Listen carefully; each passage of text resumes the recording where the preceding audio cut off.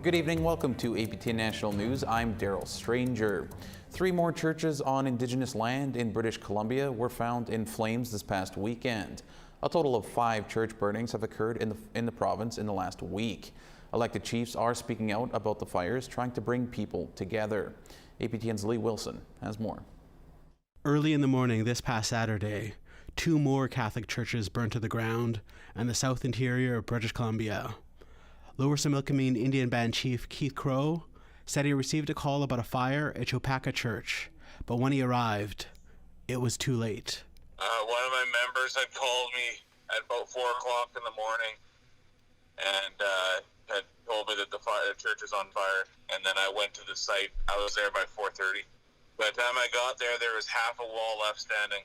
That same morning, another church, St. Anne's Church in Upper Similkameen Band, was burnt to the ground, bringing a total of 4 Catholic churches burnt a month after the discovery of the bodies on the grounds of Kamloops Residential School.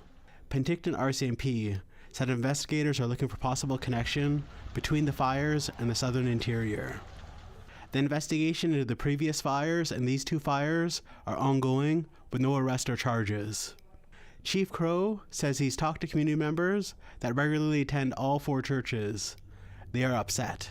We have a devout Catholic following in our community, that there is a group, and they're upset, obviously, with all the churches being burnt down. That Saturday morning, this time in northern BC, another church was found on fire in Gitwangak, the St. Paul's Anglican Church, which was an abandoned building.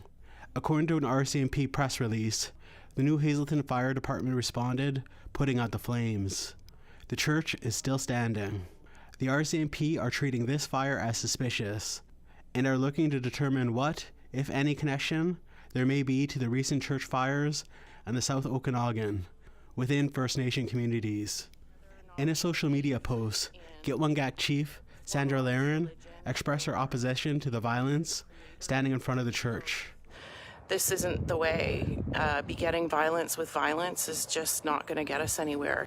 Back on the southern interior, Chief Crow said his nation's making plans to come together and hopes to stop division due to the church fires and the new discoveries of bodies at other residential schools across Canada. The other residential schools that are finding more bodies and people in unmarked graves, it's tough, and our community is hurting, our survivors are hurting, and they're the ones being impacted most by this. Lee Wilson, APTN National News, Kitimat. A special memorial was held over the weekend at the site where 751 graves were found on the Cowicese First Nation. APTN's Tina House has just returned from there and has this story.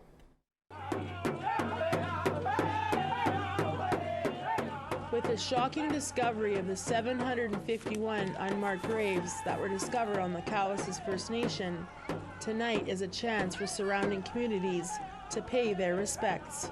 Being out here earlier today, it was very emotional for me, thinking about all the people that are here, not only the little kids, but also the adults and family members of who were all here, I guess.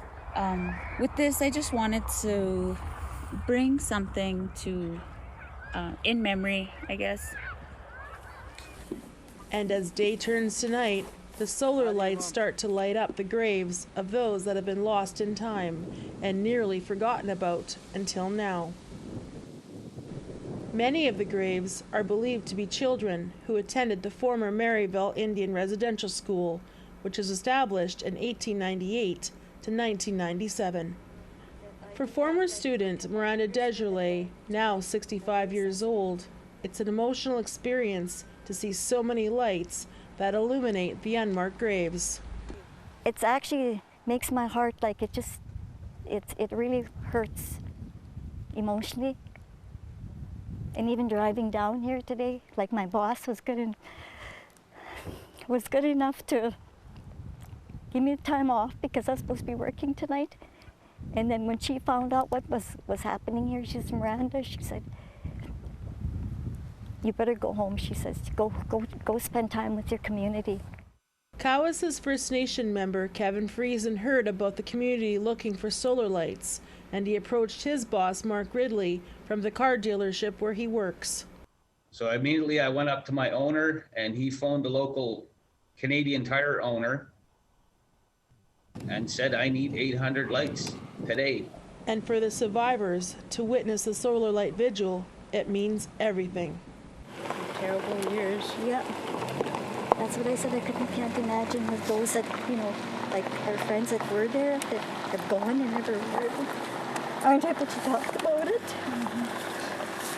But you're their voice now, so both of you, people are going to know you guys' stories now.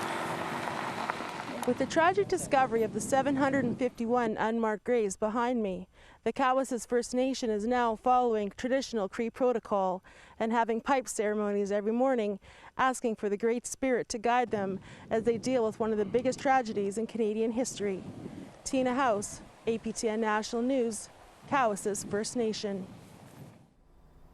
Members from 6 nations of the Grand River say the search of the former Mohawk Institute Residential School is long overdue, and that full searches will be exhausting, but they are willing to take on the work and follow the guidance of survivors.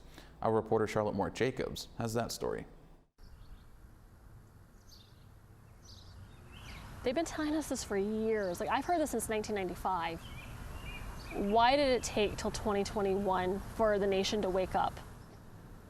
Janice Montour of 6 Nations of the Grand River knows of the probable deaths and burials that are unmarked here at the Mohawk Institute Indian Residential School in Brantford, Ontario.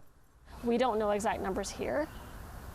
Preliminary research indicates maybe 30 to 50 deaths, but we don't necessarily have, because there's huge gaps in the records, right? There's also gaps in ground searches. And then a portion where the water line would have gone in, so they probably would have only gone 12 feet across, and then all the way down to the street, from the south side of this building all the way to the street. Over the last decade, 2 small searches have been done on the property. Elected Chief Mark Hill says the searches were only completed because of infrastructure requirements. And he questions why all levels of government haven't been front and center at providing supports to do the work in the first place. The different searches that have been completed have only been based upon infrastructure needs. The first search was in relation to a water main project from the city of Brantford, and the second search was taken upon the survivors themselves because they're looking to build a memorial park there. So they're the ones who implemented the Stage 3 archaeological assessment on the 5 acres that they're looking to put a memorial park. I asked myself, what is wrong with that picture? This month, the Ontario government pledged $10 million to identify residential burial sites. The Mohawk Institute was the oldest and longest running residential school in the country. It operated from 1828 to 1970. At least 1,500 children from communities near and far were taken from their families and forced to attend here. So there's still all the boys' side that has to be searched, all of the west end behind the museum, all of this area to where the industrial park starts, all the way back behind the building. Montour says a full investigation on the grounds would cover a lot of area, as the school burned down twice and switched locations.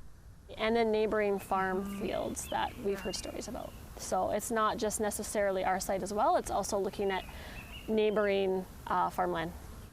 6 Nations says a working group has been established and supports for survivors are in place to do the healing work. It has to be led by survivors and community. This isn't where a council decision is saying, well, this is what we're going to do. We're getting our guidance from our community and survivors, and this is what we're being told. So it's really just, doing this work on behalf of, in the most respectful manner, in the most cautious manner. Charlotte Jacobs, APTN National News, Brantford. 2 groups in Manitoba walked and rode across the province this weekend to show solidarity with the Indigenous community following the discovery of hundreds of unmarked graves at former residential schools. Our grandmothers, our grandfathers, they don't forget. And the recent uncovering of the remains of our children has brought back very negative thoughts in our grandmothers and grandfathers' minds. Motorcycles rode from Winnipeg to a former residential school in Brandon. They wore orange to honor victims of the residential school system. Meantime, another ceremony was organized by Roseau River First Nation, honoring a group of people walking from Saskatchewan to Ottawa to raise awareness about the impact of residential schools. And the National Indian Residential School Crisis Line is available for survivors and others who might need support. That number is 1-866-925-4419. And we have to take a short break, but still to come, our Dennis Ward talks with Assembly of First Nations National Chief candidate Lee Crowchild ahead of the upcoming election.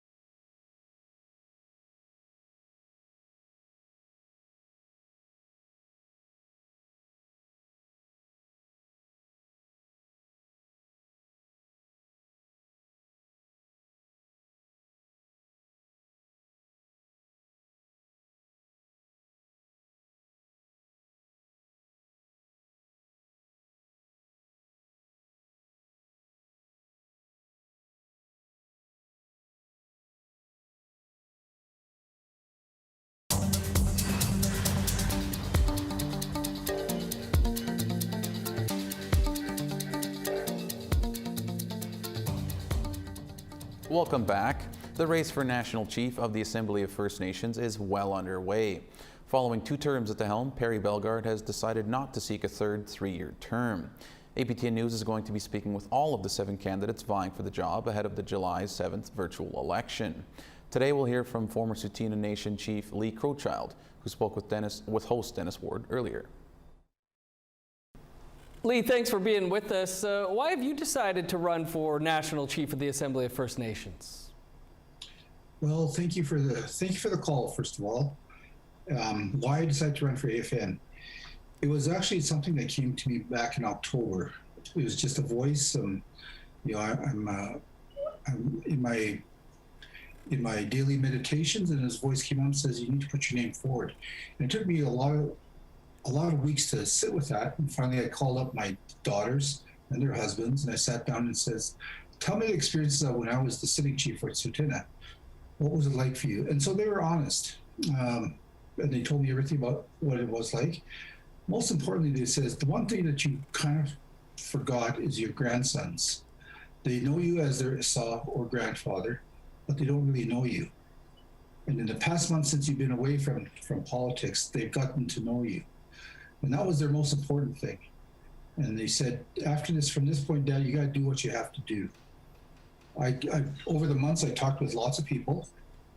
And it was just reaffirmed that, you know, there's a real chance here to really mix things up that spoke to the principles that I hold dear to me, with transparency, with integrity, with moving forward with a native conscience re-strengthening, a term coined by my uncles long past. And I understood what he was talking about at that time. That was in the days of the American Indian movement. And he says, we need to re-strengthen ourselves. It has to be a consciousness that we're strengthening. What does that look like? Well, it could be anything. It could be a return to cultural ways, a return to traditional ways, but more a return to who we are as people of the land. And I thought about that long and hard. What did he really mean by that? And I began to think, he passed away before the 82 Constitution came along. And I thought about all the things that we've done, that we've said no to as First Nations. It was the Meech Lake Accord, it was the Quebecois vote for separation, it was Donald Marshall, it was the Mohawks in the golf course, it was Wolverine, Sepwecum on the Sundance. It was an Nisga'a agreement. We all said no to things being the way they were.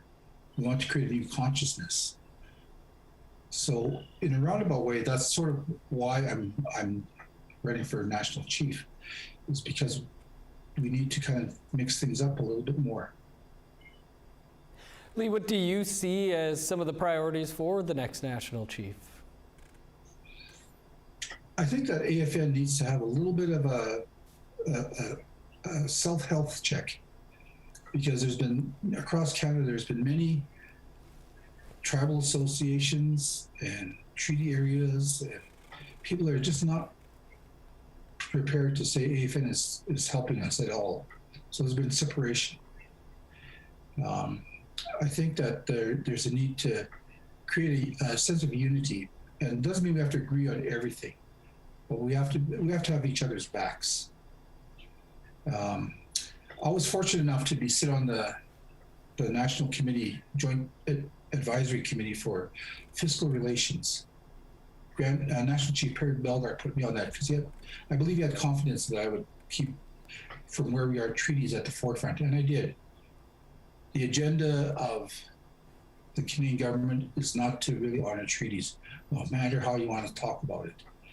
They're quite comfortable in keeping everything under the Indian Act because it's embedded in the Canadian Constitution. So as much as we want to get rid of the Indian Act and we want to change things, honor treaties, past governments, this government, and probably future governments won't do that until we have a real dialogue with amendments to our Constitution, where we are defining, the people of the land are defining how the rest of Canada lives on our land. Lee, we've only got about a minute left here, but you've written that First Nations have been in a perpetual state of dependence, reduced status, and the social and psychological ills those create. How would you address those issues as national chief? First of all, you know what? We need to have balance. And in leadership, traditional leadership, it was always, you listen to the voice of women leaders. In this case, we have 156 women chiefs, I believe, that are there. Why wouldn't we use them as a resource? But just women leadership in general, as to we meet these things going forward. I think that would be one of the things we need to do, and I would encourage that. And also transparency. Got to be really transparent about everything. I've never hid anything. So I'm quite prepared to say, this is what we need to do. This is the direction that I believe I can help facilitate AFN to get back to something that was rooted in our traditional and principal roots. Lee, we'll have to leave it there, but appreciate you taking some time for us here, and good luck. Thank you very much, Dennis. We need to take one more break, but still ahead. A new Indigenous clothing store is opening up in Winnipeg with a familiar name, and it will feature the work of Indigenous artists from across the country. We're working with Indigenous artists, and some of them are grassroots, and love the exposure opportunity because we do have a marketing plan for them as well to create exposure for their talents.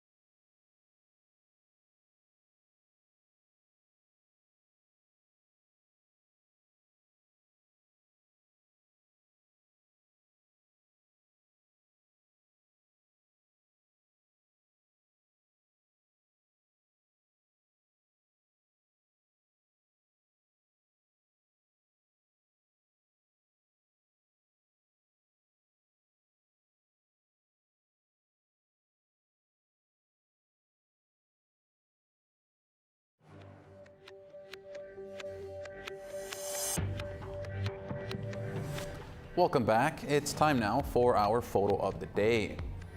Our loyal viewer Sandra Seidel captured this scene from the cottage located along West Hawk Lake in Manitoba. That's a beautiful photo right there. Thanks again, Sandra, and please keep those photos coming in. Send them to share@aptn.ca. And don't forget to add a little information about where and when you took your photo of the day. Now let's take a look at tomorrow's weather forecast. Over in the east, 13 in sun in St. John's and 24 in rain in Charlottetown.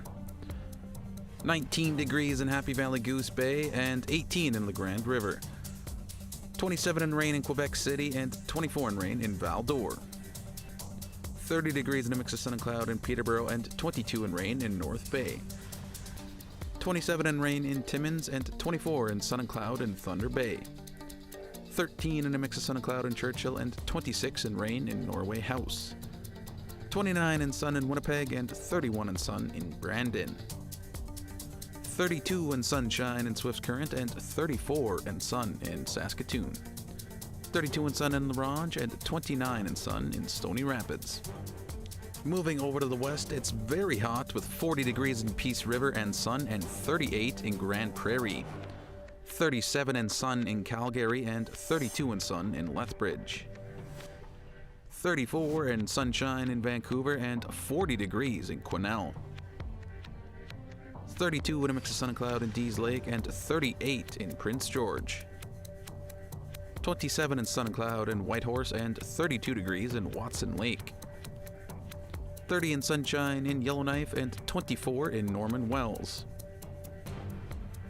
24 in a mix of sun and cloud in Colville Lake, and 25 in Fort McPherson. 14 in a mix of sun and cloud in Baker Lake, and 12 degrees in Chesterfield. 6 degrees in a mix of sun and cloud in Clyde River, and 9 degrees in Iqaluit.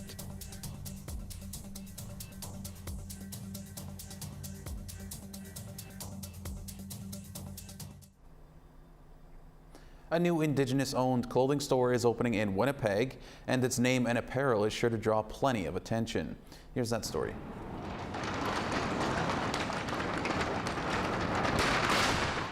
Manitobans will soon have a new spot to shop. The Indigenous Nations Apparel Company, or INAC, is opening a store in Manitoba's largest mall, Polo Park.